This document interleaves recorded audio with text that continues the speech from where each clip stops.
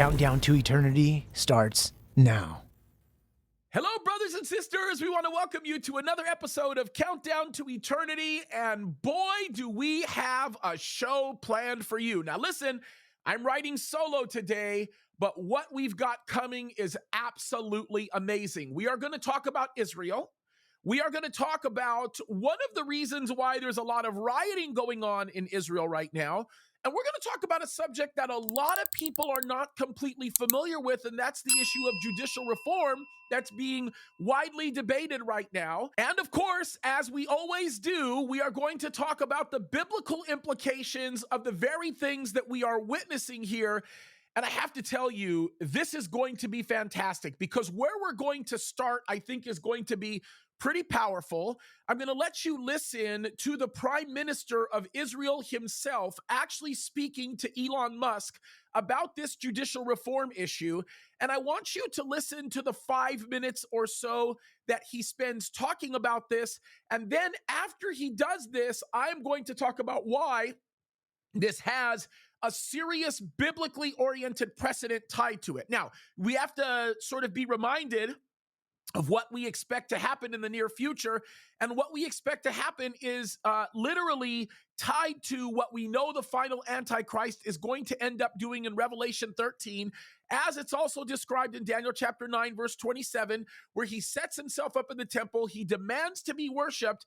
And of course, what happens is he invokes the use of a mark, 666, in order to be able to have people validate whether or not they can actually buy or sell. I fully believe that AI is going to be a big part of this. I do not believe that the final Antichrist himself is AI, but he's definitely going to be using a substantial amount of it. And what's interesting with this, what we're going to listen to right now, is that this conversation came out of a decision that Prime Minister Netanyahu made with Elon Musk to actually talk about the implications of AI in media and how it's actually being used to combat anti-Semitism and so on and so forth. Now, the portion that I'm going to play for you, Prime Minister Netanyahu starts off by saying, we don't have much time. That's what he starts off by saying. And then Elon Musk asks about judicial reform. The subject matter here isn't about AI as much as it is this particular subject. It's how the actual interview ended. But I want you to listen closely to what Netanyahu actually says, because the implications are really, really important for what we know is going to be coming down the pipe. So let's listen to what he says. By the way, I have to say this. It has been an extraordinary week. Last week was one of the most historically significant weeks that we have seen in the Middle East in a long time. If you have not watched my video, we're seeing the discussion that centers around what Netanyahu did when he addressed the United Nations. I highly advise that you go back and you watch that video. I spent some time doing a lot of analysis on it. Pretty amazing and pretty historic moment. And I think there's a lot to be said about that very specific moment in time, and one worth discussing. So I would highly recommend that you go back and take a look at that. So with that, let's get started with what Benjamin Netanyahu says. Again, he is going to start with a sentence where he actually says, we don't have much time. And by the way, I don't think he realizes how prophetic a statement like that is, but he starts off by making that one statement, and then we'll continue on with what he says here, and then we'll talk about this and why there are some seriously biblical implications to all of this. So let's get into it. We don't have much time. And I think this is the single most important development in our lifetime, and in many ways, perhaps in history. So we don't have much time to deal with shaping our future. And that is really my greatest interest for my country, but not only for my country, for everyone. By the way, I want to stop to just simply say, when he talks about us not having time, that's the phrase that I want to focus on. He is directly talking about the integration and use of artificial intelligence in Israel and why he deems that to be very, very important. Okay, that is, by the way, very significant here because, again, Israel is going to set up, they already are setting up a vast and wide infrastructure of artificial intelligence, which I think eventually is going to end up getting used against them, right? And it's just like Netanyahu said, it's a blessing and it's a curse. So now Elon Musk is going to now come in and ask him a question. By the way, it's important to note the fact that Netanyahu himself recognizes the fact that we don't have a lot of time left. I don't know if that's something that was spiritually motivated. I don't know if it's just the Lord as a puppet master, allowing those words to come out of his mouth. I'm not so sure that many of these leaders really recognize how much God is using them in this day and in this moment and in this time, which is why this is so significant. So let's listen to the rest of what he says here. And I may interrupt it on a few occasions because some of this is very significant, and I want you to catch the nuances with this. I couldn't agree more. Actually, I guess before we bring the other participants on, speaking of Israel, speak of it. There's as you saw some protesters outside, and I've, to be frank, probably got the most amount of negative pushback from people at Tesla about this interview than anything else I've ever done. I want you to just be amazed by that statement that he just made. He said, to be frank with you, I have received the most amount of negative pushback from people at Tesla than any other interview I have ever done. The reason why that's going on, and here are the biblical implications of this, is we are dealing with end times anti-Semitism here, folks. Okay? Understand that. There is a large group of people that hate Israel, and we should not be surprised when we see this type of pushback taking place. This is amazing stuff. So pay very special attention, because the next thing he's going to do is ask them about this judicial reform issue. And I suspect that the overwhelming majority of pushback that he is getting is being related to how the media has twisted the perception of the judicial reform issue that's being discussed right now, like the Palestinian Authority has been very, very good at doing. We've done a few videos on this over the last week. Would recommend you go back and look at that. But this is some pretty important stuff. So let's take a listen to what he says here. If you could take a few moments to address, Sure. I think it's primarily the judicial reform question. Sure. Yeah.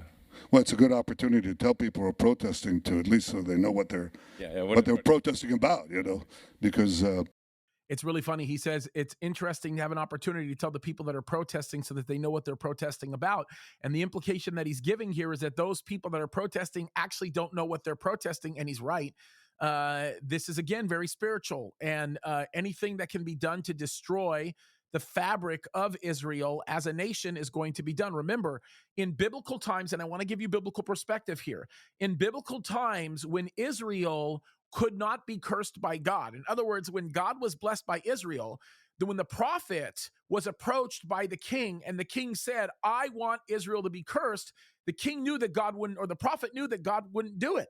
So what he told the king, because he wanted his pockets to be lined, is he said, if you can get them to sin, if you can get them to compromise, then what you can, in essence, do is you can actually have God curse them, because by their sin, they will be doomed. And so this is interesting, because all of this protesting that's going on in Israel right now, and all of this ugliness that's happening is specifically against judicial reform, is an effort made by the enemy himself to stop people from, in essence, creating a series of checks and balances so that these judges who are seriously activist won't actually destroy the fabric of Israel society. They're doing it right now in the United States of America, and that's a very, very real issue. And now it's replicating itself in Israel. And of course, Israel is the primary target here. So I just want to kind of prime the pump by saying that. Let's take a listen to what the Prime Minister actually says. Because I think many of them don't know, and there's a concerted effort to make sure they don't know.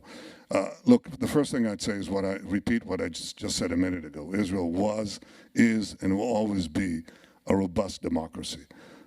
But it's changed its, I would say, its character subtly and imperceptibly about 3 decades ago. And I'd say this all goes back to a very a very bitter day in Athens about 2,400 years ago. Okay. There's this, that's where it starts. Okay. I told you history has its roots. Well, there's this brilliant 28-year-old man who sees his beloved teacher, forced to drink a cup of hemlock, Socrates. And he says, and it was forced by the Athenian Assembly, the democracy of Athens.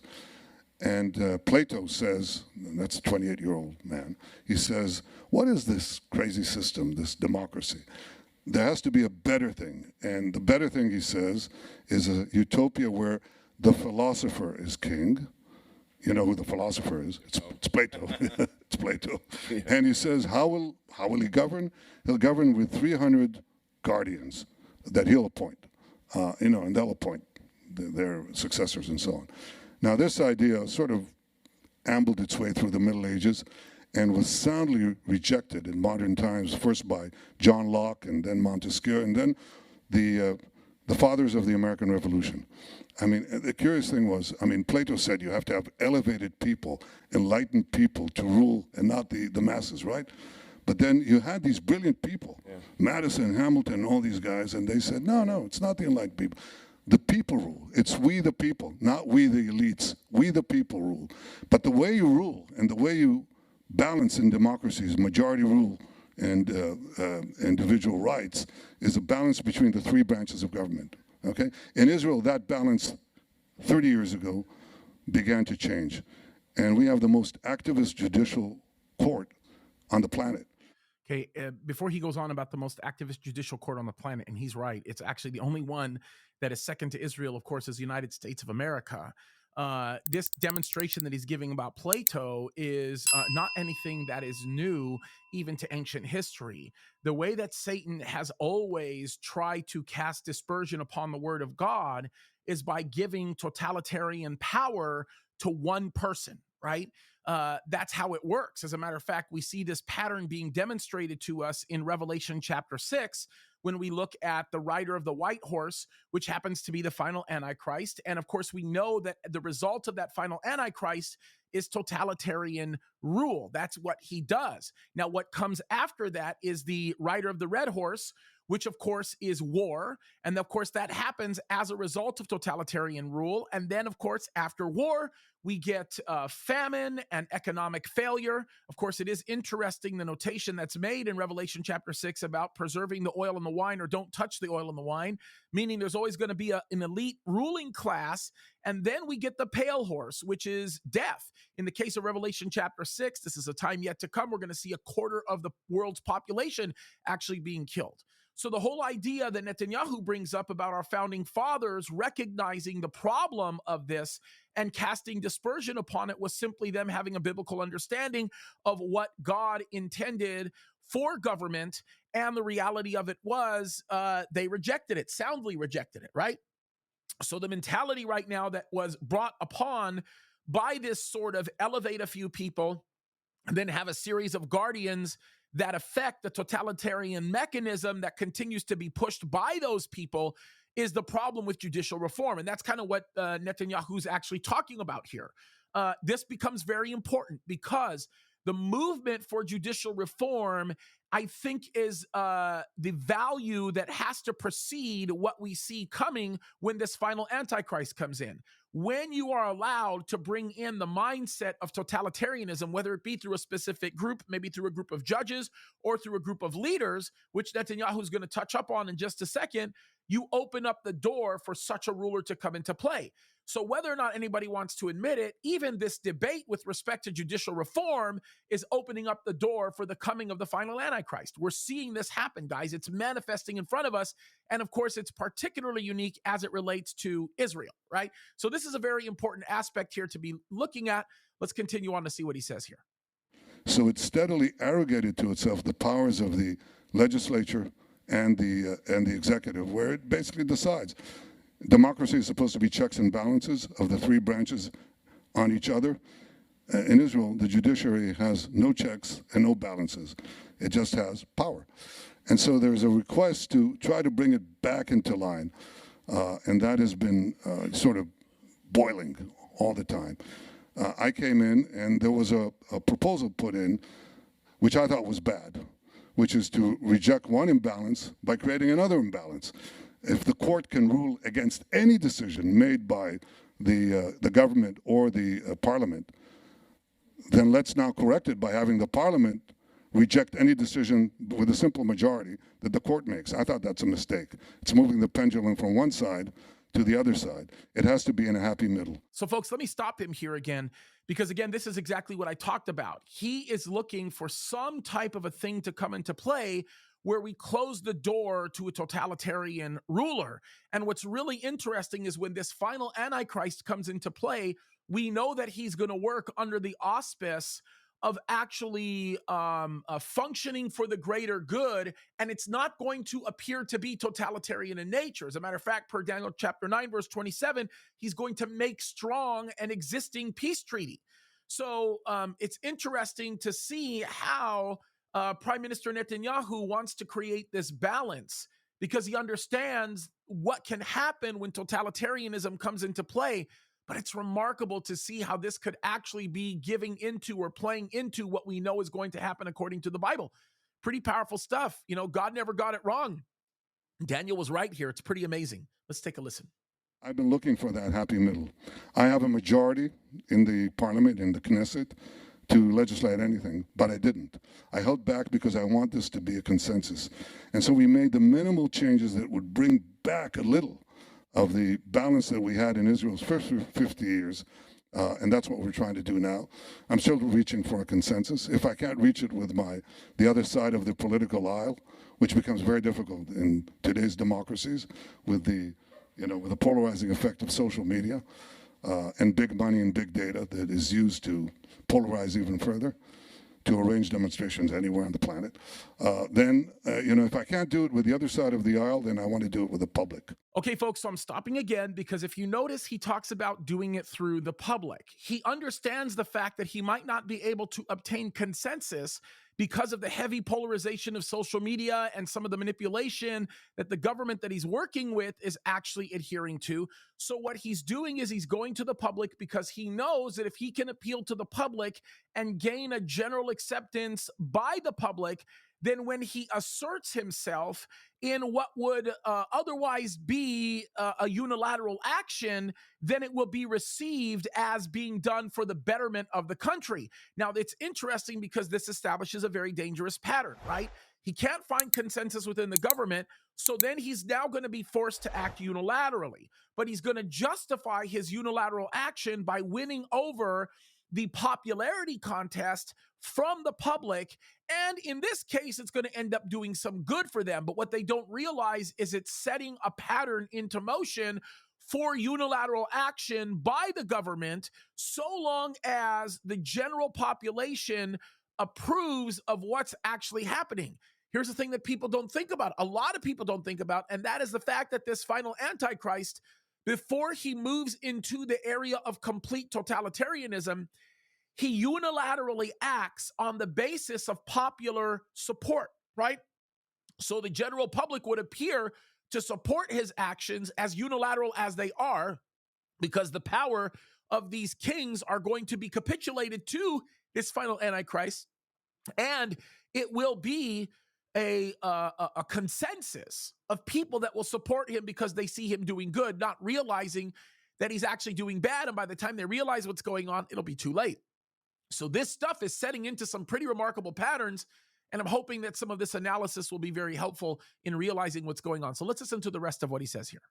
That is to have as broad a consensus for a minor correction, basically some correction on how we choose judges, because otherwise we have, basically 15, in many ways, unelected officials. By the way, I think gifted people, good people, but they replace the government. They're sort of unelected, and they decide everything. That's not exactly democracy. So we're trying to get Israel back to where it was before. I hope we succeed. I can tell you that as soon as I get back to Israel after this week, that's what I'm going to focus my attention on. I hope we succeed. But it's not, I'm described as something between, Attila the Hun and Genghis Khan. Elon, you read a lot of books. I read the Federalist Papers a couple of times, I'm versed in the theories of democracy and the balance between the three branches of government. That's what I'm trying to achieve, nothing more. And it's not an easy thing to be maligned. I know you've never seen that, right? No, you've never I know experienced what you're that, talking right? about. Yeah, no, me maligned, never.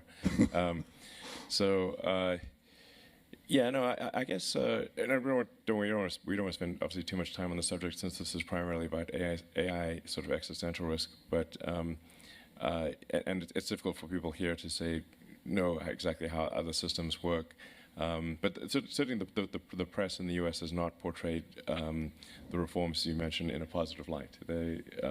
Well, especially the New York Times. I mean, they're in a fantastic obsessive campaign, but they usually get it wrong, so it's not important. So, I mean, in the U.S., like the courts cannot really produce new laws, but they can Nullify. Provided it's against the Constitution. Exactly. Right. Exactly. Well, in Israel, we don't. In Israel, we supposedly have basic laws that constitute a constitution. Now, the debate in Israel is whether the court can actually change the basic laws, and it's a big debate. I don't want to get into that and get people into this, but there's always a balance. You know the way you balance the power of the people, the majority, with the court in America is that the politicians choose the judges. Okay, that's something that creates constant tension, obviously, including today. But that's built into democracy. There's tension between the various branches of government. You have to resolve to make sure that you're somewhere in the middle and not in one of the extremes. And that's what I hope I can achieve in Israel. So that's, and I think it'll come out. People will see that Israel was a democracy and will be, in my opinion, a stronger democracy after the dust settles. Pretty remarkable. And again, just kind of a closing thought on this, what we're actually listening to is we are listening to, without anybody completely realizing it, we are listening to an infrastructural change in the government that will open up the doors for this totalitarian ruler that we read about in Revelation 13, that we read about in Daniel chapter 9. What we are looking at is a remarkable series of subsets that are being put into place that tell us to expect this happening in the near future. I'll say it before and I'll say it again. When you look around and you begin to see the Christmas trees coming out, you hear the Christmas music, things are beginning to manifest, the songs, the weather changes, then you know that Thanksgiving is near. And so right now what we're doing is we're seeing signs of things that are going to happen in the tribulation, which clearly tell us that the rapture is near, folks. And it's something we need to pay attention to. Christ could come at any moment. We've got to wake up. The world is changing rapidly. God's word never gets it wrong. Let's wake up. Let's live for God like we've never lived for him before. Let's fight the good fight. Let's get out there. Let's be the preserving influence that God has called us to be. Why? Because our redemption draws nigh. Jesus is coming soon. I'm so thrilled to be able to tell you that with great conviction. And there it is. So, folks, we're out of time. And I do hope that you have enjoyed listening to this or watching it as much as I've enjoyed making it. I am so thankful for all of you. You're an amazing listening audience. May God richly bless you. Seek him with a whole heart. Fight the good fight. We love you guys. God bless you. Thank you for joining us for another episode of Countdown to Eternity. This is James Kaddis. We love you so much. Keep fighting the good fight. Thanks for joining us on this week's Countdown to Eternity. Follow Pastor James on YouTube and Rumble. You can also support MonkeyWorks on his website at monkeyworksus.com or subscribe to his YouTube channel. Countdown to Eternity is listener supported. Until next week, may the Lord bless you and keep you.